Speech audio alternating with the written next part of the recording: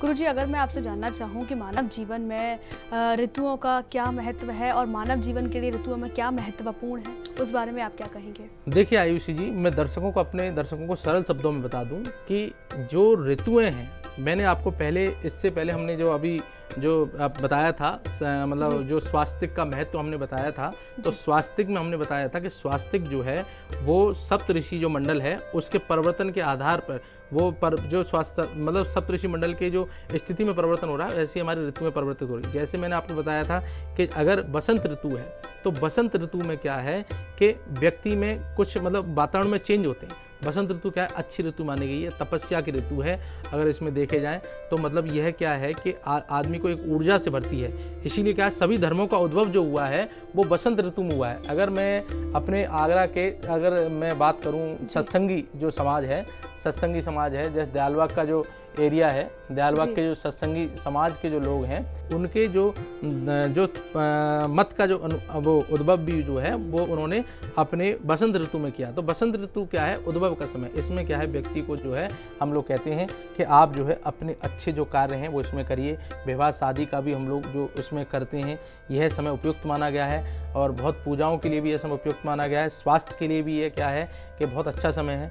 अब अगर हम बात करें कि अगर मैं बात करूं, अगर जो शिशिर ऋतु मतलब जो सर्दी की ऋतु है, सर्दी की ऋतु में हमारा जो सनातन है, सनातन में सप्तऋषि मंडल में जो परिवर्तन हुआ है वह यह बताता है कि उसकी स्थिति में जो परिवर्तन हुआ है उसमें यह बताता है कि शिशिर ऋतु जो है उसमें ठंडक रहेगी। तो आपको गर्म कपड़ों का प्रयोग करना चाहिए, गर्म पेय पदार्थों का प्रयोग करना चाहिए। आपको जो है अपने आसपास के वातावरण को गर्म रखना चाहिए और उसी तरह से अपने स्वास्थ्य का आपको ध्यान रखना चाहिए। अगर हम बात करें कि ग्रीष्म ऋतु की, तो ग्रीष्म ऋतु में क्या है कि बहुत जो तापमान है वो बहुत अधिक हो जाता है। सूर्य की जो और मंगल की जो एनर्जी है वो बहुत अधिक हो जाती है।